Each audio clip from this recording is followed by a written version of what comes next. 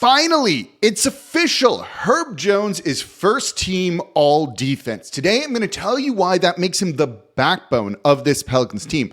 Plus, is there any point in drafting a rookie if Willie Green won't play him? It's the Locked On Pelicans podcast. Let's go.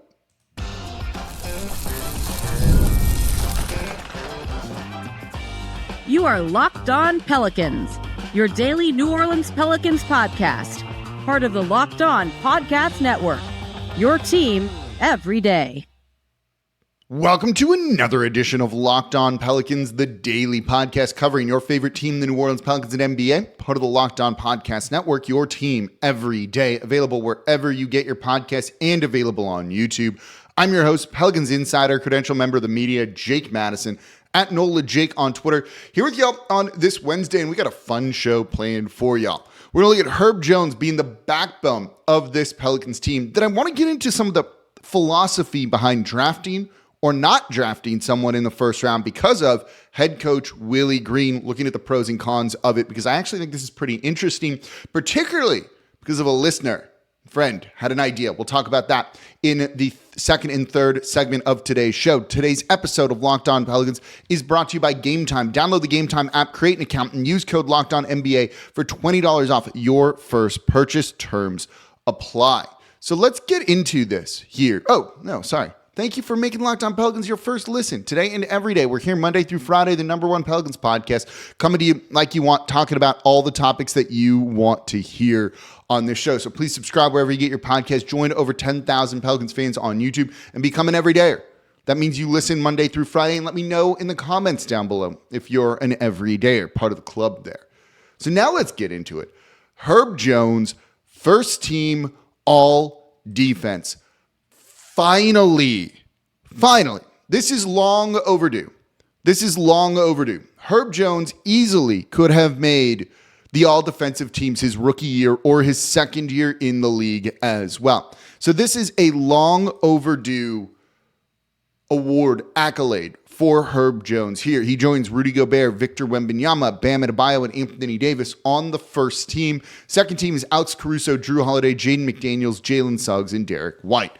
Finally, Herb should have been on it for sure last year, really should have been on it after his rookie year as well.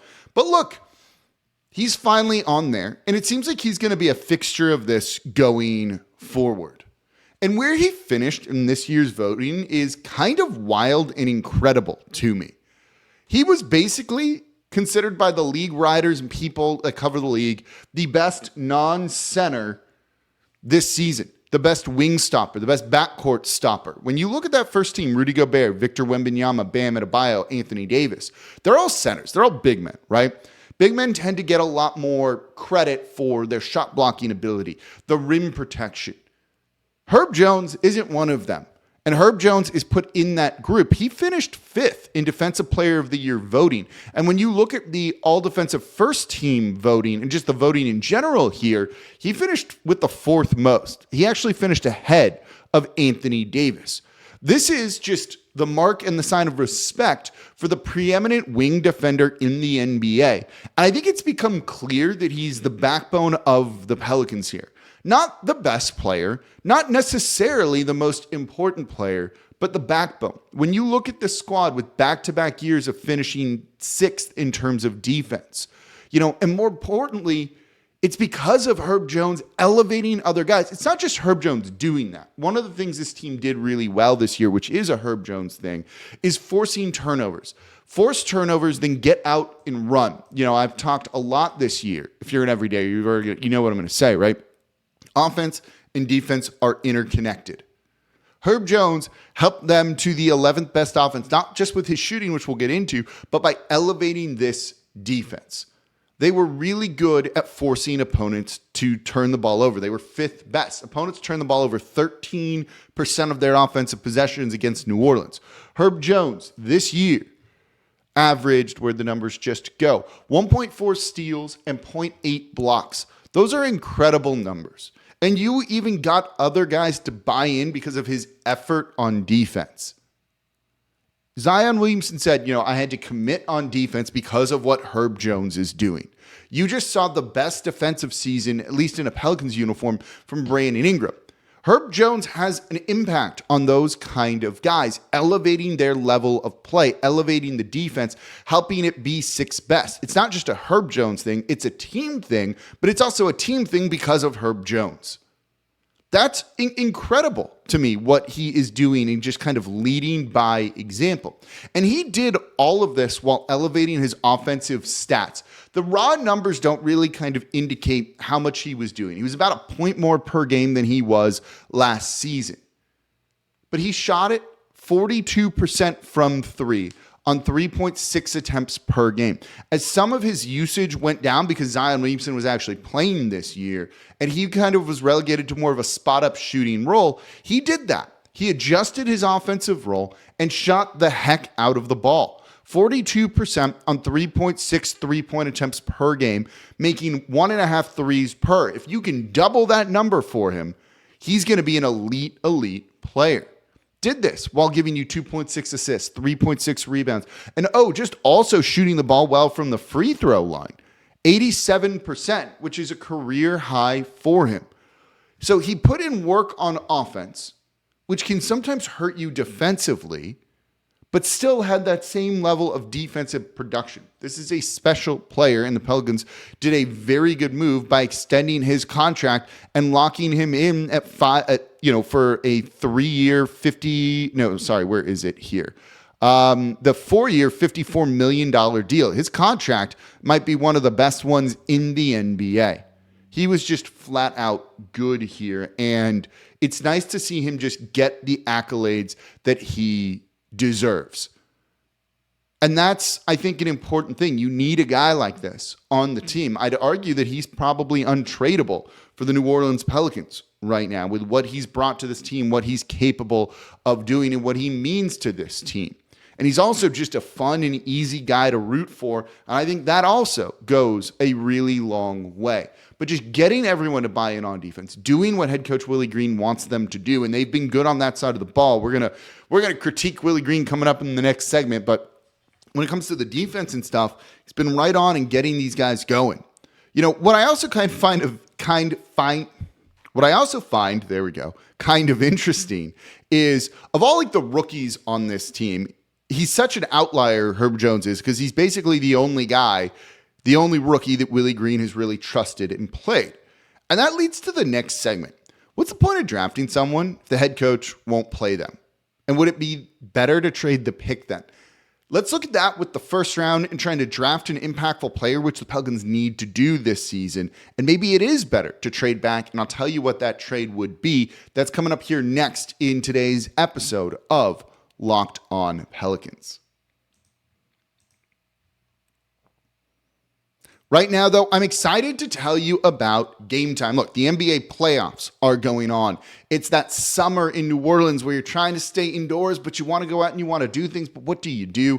That's where Game Time can come in. This is the ticketing app that I use because Game Time makes it easy to find last-minute deals to figure out what you want to do on a Friday or Saturday. If you're going to an event, you're going to get the best price no matter what.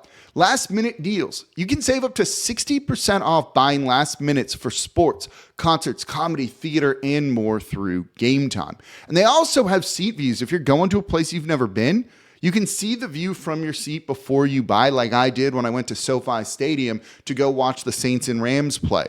Got the seats that I wanted, and I wasn't scared to buy because of the Game Time guarantee.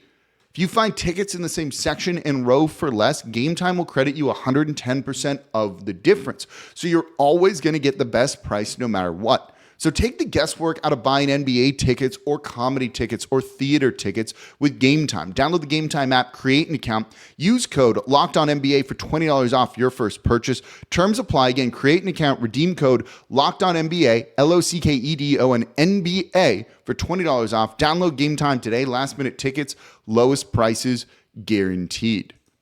Today's episode of Locked On Pelicans is brought to you by the NOLA Star Bar. I want to invite you to come over there. Give it a shot. This place is awesome, and they're right down the street from the Smoothie King Center. So next season, your pregame, your postgame libations, get them at the NOLA Star Bar. They play every Pelicans game home and away throughout the season on their big screen, have the NBA playoffs going on right now. There's a pool table, video poker, an internet jukebox, and karaoke every Wednesday night. Feature over 100 worldwide spirits and a hefty selection of local beers. True Pelicans fans bar. They even created and produced the Pelicans anthem Fly Pelicans Fly, complete with a music video. Join your fellow Pelicans fans at NOLA Star Bar at 212 Loyola Avenue, open 7 days a week, 6 p.m. to 4 a.m., and check out their Pelicans anthem on the NOLA Star Bar page on YouTube.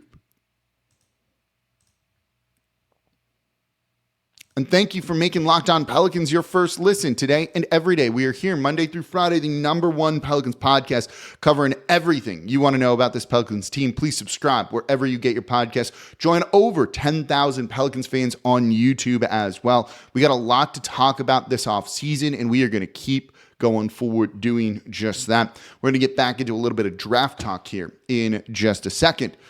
Also become an everydayer. Listen Monday through Friday to Locked On Pelicans as well here. And now for your second listen, don't listen to Fox Sports. Don't watch ESPN on your TV all day long or any other place where they're not actually talking about the topics that you want to hear or just yelling or whatever.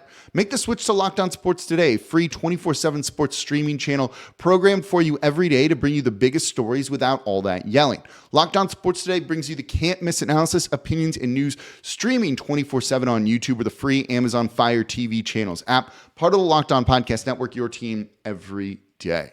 So coming up later in the week, we're going to look at the Cleveland Cavaliers. We're going to do a whole show on just trade targets around them because honestly, I think you could come up with 3 or 4 different deals involving a variety of different players that makes a ton of sense for New Orleans, particularly if you're looking at Brandon Ingram. So that's going to come on either Thursday or Friday. I'm not sure just yet, but stay tuned for that later in the week. So let's pivot a little bit to draft and kind of some of the philosophy behind it. And this comes from Lauren on Twitter here. She is at NOLA_YF. One of my favorite follows on Twitter. I actually mean this. So this came up of what do you do at 21? When you look around the league, particularly at the, all rookie team here, you see impactful rookies on winning teams. Jaime Jaquez Jr. of the Miami Heat, a team that made the postseason, was a first-team player. He got significant minutes for them. Brandon Podziemski from the Golden State Warriors played a very important role for them. They didn't make the postseason, but they were in the running for it, right? Chet Holmgren as an impactful rookie. But those are, when you look at Jaquez, when you look at Podziemski, and some of the other names here, right? Derek Lively, the second of the Dallas Mavericks. You have Cason Wallace from the Thunder as well. Amen Thompson of the Houston Rockets. They didn't make the postseason, but they were trying. You look at these guys helping propel their teams to victories on teams that, look, Holmgren's maybe a bit of an outlier as the second overall pick, but Jaquez wasn't. Podziemski wasn't, right? Cason Wallace wasn't. Derek Lively wasn't a top 5 pick. All of those guys had impactful seasons. And look, the Mavs wouldn't be in the conference finals without Derek Lively II right now. He was good. He played better than Daniel Gafford, who was a minus 26 in that game. Off the bench, Lively was a plus 25. It's important. These guys all played significant minutes on the all rookie, as a rookie. Notice one name isn't on there, and that is Jordan Hawkins, because Willie Green gave him so many DMPs in the second half of the year, even after big games, that he got 2 votes, basically got no consideration for this. But when you look at the Pelicans and what they're trying to do this offseason with what feels like 2 really big holes, the starting center position and another offensive creator, maybe a point guard, maybe something else, but a creation engine. You can probably trade Brandon Ingram for one of those. Do you want Jared Allen or do you want Trae Young? You choose. You can probably get either one of them, I think. But you can't get both. So you're going to need to fill that hole somewhere through the draft. And this draft does look like it's going to have impactful rookie centers in this range. While this is a down draft overall, I do think there's some value to be had at 21. So Kel'el Ware is right there, right? You have Kyle Filipowski as an option as well. Zach Edey could be there as well. Would you draft one of those guys? But what's the point of drafting one of those guys if Willie Green's not going to play him? He doesn't trust rookies. Same for Dyson Daniels. Same for Trey Murphy in their rookie years. He went to Tony Snell off the bench in that win or go home play-in tournament game against the Clippers, and Snell sucked instead of going to Trey Murphy. Last year, Dyson Daniels didn't play that much. We think it's because of defense and things like that, right? But Dyson Daniels was a ready-made defender for the NBA. He didn't play very many minutes. Jordan Hawkins played barely more minutes than Dyson Daniels did his rookie year. And we saw the impact there. Now, I don't know if it's necessarily the wrong move. I don't know if Jordan Hawkins, I couldn't tell you for sure, would have fixed what bothered the Pelicans, would have helped them significantly in the playoffs. Maybe not. But you don't know unless you at least try it. And Willie Green said, after he played Jordan Hawkins in game 4 in the sweep game, I wasn't just really ready for that moment. Well, he wasn't ready because he didn't play during the regular season. It's again the hot dog meme guy, right? Like, we're all trying to find the guy who did this. It's you. It's the head coach. What's the point of drafting a guy that you need to be an impactful player if the head coach isn't going to do that? And I think that's something that the Pelicans are kind of facing right now. They need to kind of nail this offseason, right? Like, they absolutely have to. And I don't think you're going to be able to get your creation guy and a starting center that fits at the same time. Maybe I have some other trades that maybe we'll talk about in the live show. I got kind of a crazy one involving CJ McCollum going to the Orlando Magic, which kind of came up from talking with Philip Rossman-Reich, our Orlando Magic host, Locked On Magic host. So there maybe are ways to do it. But if you need to draft someone and go, this is going to be the guy that fixes it, can you actually do that? Can you actually do it? If you get Zach Edey, Kyle Filipowski, are they going to play? Kelly Ware, are they going to play when they probably would help this team? There's some shooting in some of those bigs, not Edey, but the other two. There's rim protection there too. But if the head coach isn't going to play them, it does you no good, and this team is going to be in trouble. When they hired Willie Green, it seems like David Griffin wants to have a little bit of control over some of the rotations and other things. Where is that control being exerted right now? Because I don't think he's particularly happy with what Willie Green has done. One of the things you've noticed here is, and this could just be conjecture by national NBA writers, is you've already seen a list or two where it's like Willie Green's on the hot seat going into next season.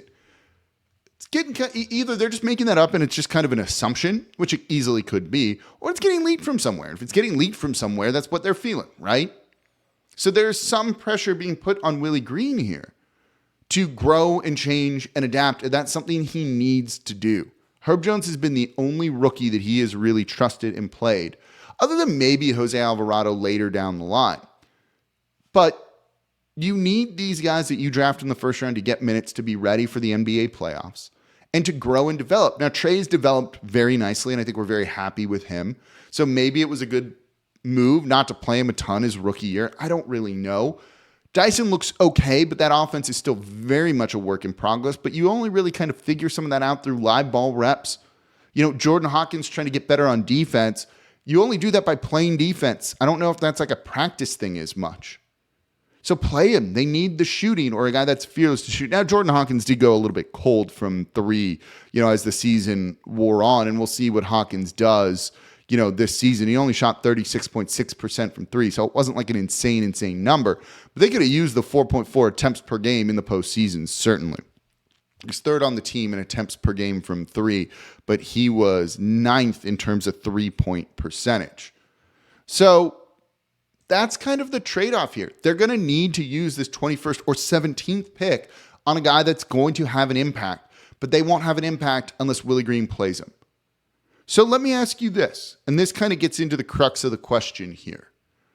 Would it then be better to trade back? I'm going to tell you the trade that Forloren said, and let me know what you think and kind of get into this. It involves second-round picks, something that I said is really important for New Orleans to try and get a couple of. So is maybe that the move instead of drafting a player knowing your head coach? I'll explain what I mean and I'll tell you the trade. That's coming up here next in today's episode of Locked On Pelicans. Today's episode of Locked On Pelicans is brought to you by BetterHelp. Look, we all carry around different stressors in our lives, big or small, and when you keep them bottled up, it can start to affect you negatively. But therapy is a safe space to get things off your chest or to figure out how to work through whatever's weighing you down. Life doesn't come with an instruction manual. Sometimes you just need a little bit of help. There's nothing wrong with that. And therapy is a great way just to sort through some things in your life, to figure out how to approach problems that you have from a different angle and get the desired outcome. And I've used BetterHelp before because I don't have time to go to a doctor's office. I'm here recording shows for y'all. But when I need some help with things or want to work through something and you want that kind of unbiased opinion on it, BetterHelp's the way to go because it's entirely online and designed to be convenient, flexible, and suited to your schedule. So get it off your chest with BetterHelp. Visit BetterHelp.com/LockedOnNBA today to get 10% off your first month. That's BetterHelp, HELP.com/LockedOnNBA to get started.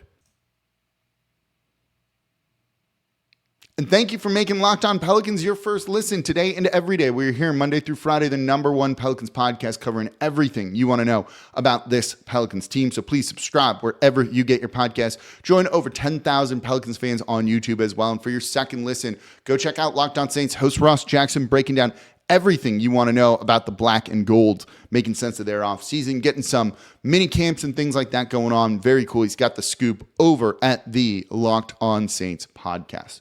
Start to wrap up the show. We're talking about second round picks now, switching from the first round of maybe don't draft someone if Willie Green's not going to play him, or if Willie Green is committed to that growth and will play the players that you need him to play, draft someone. But say he isn't, right? Like say he's a little bit rigid and there's a concern about that, right? Is there another move to be made? And as I said, this one comes from for Lauren Nola_YF here. And she says, what about if Indiana, who has 3 second-round picks, calls you and offers you 36, 49, and 50, and or another future second for the 21st overall pick? If Kelly Ware is there at 21, or Kyle Filipowski is there at 21, Zach Edey is not going to be there at 21. I feel very confident in that. And one of those guys is there, and they could maybe have an impact on the team if Willie Green's going to play him. But if you know he's not, would it be better to trade back? Second round picks are really important for kind of greasing the wheels of trades. I did a whole show about this, talking about that the Pelicans don't have a second round pick to trade until 2030. They need more second round picks, particularly for a team that's getting expensive, because that's how you add some cheap, useful players. The example I used was the Phoenix Suns trading a future pick swap, just a pick swap, with the Memphis Grizzlies for 3 second-round picks. That's a really useful deal for them, and then they use those second-round picks to add to their roster. It was a smart move. So should New Orleans do the same? So if Indiana calls the Pacers and go 36, 49, 50, and I'll say another future first for 21, is that the move the Pelicans should make so they have more flexibility going into the trade deadline or in the beginning of free, around that time? So I was like, I don't hate this idea. I'd ideally rather trade a future pick swap, so at least still that draft, you get a first round pick, similar to how the Pelicans ended up with 21 instead of 23, 24, because they had that pick swap available to them with the Milwaukee Bucks, and it was exercised because they got the better of the 2 picks. But the Bucks still have a first-round pick in this draft, and that's kind of important for them. So I'd rather do a pick swap rather than straight up trading 21. The other thing that I don't like about this deal, the more I thought about it, because at first I was like, yeah, I actually probably would, is I don't want 3 second-round picks in this draft because you need to use them immediately, unless you can flip them for future seconds. I'd rather do this deal with 3 or 4 future second-round picks. Would Indiana do this? If you gave them 21 for their second rounders the next 3 years, I would really consider that deal, particularly if you could do it on a pick swap, I think would be really important. But when you look at New Orleans and their flexibility to try and go and make a move, one of the areas they're lacking is some of that mid-tier salary, that $20 million guy that they don't really have. The other thing is second round picks. If they don't trade Brandon Ingram, if they don't trade CJ McCollum, and they just extend Trey Murphy and sign him to a new big deal, this team in the future is super duper expensive. You need to find cheap ways to add to the roster, because while this team maybe will pay the luxury tax, they're not going to go into that second apron and other layers of it that really limit what you can do to add to your team, to build onto your team as well. So that, I think, is the thing to look at for them. I wouldn't do it for 3 second-round picks in this draft, because then you need to flip those on draft night or really the second day, right? That's, I think, easier said than done, even if you trade them for future seconds. But if you all of a sudden can't move those picks for whatever reason, you could sell one. You're stuck with 3 second-round players that are either going to be draft and stash guys in Europe, or G League players, or players you don't really want. And I don't think that's a position that I want to see the Pelicans in. So you could convince me to trade 21 for 4 future second-round picks. Yeah, especially depending on who's on the board. If Ware's gone, if Filipowski's gone, if a couple other guys are gone, like, yeah, absolutely. But without that being the case, I don't know. I think I'd rather draft Kella, Ware, Filipowski, Edey, if he's there, he's not going to be, and force Willie Green to play them. You know, I think those guys can have maybe not a full-on Derek Lively the second impact this year, because I think he was a better prospect than those guys are. But there's some shooting there. There's some rebounding there. There is some other things. And that's what you're looking for. They need this pick to be an impactful player this season. So hopefully Willie Green just gets that you got to do it, because saying it out loud, trading 21 for 3 second-round picks in this draft, like, that isn't it, right? Like, I don't think that's the move. 4 future second-round picks, yeah, but not in this draft do you want to use 3 second-round picks. So you're going to end up drafting someone, it feels like, unless this pick's included in a trade, but for this discussion, it's not.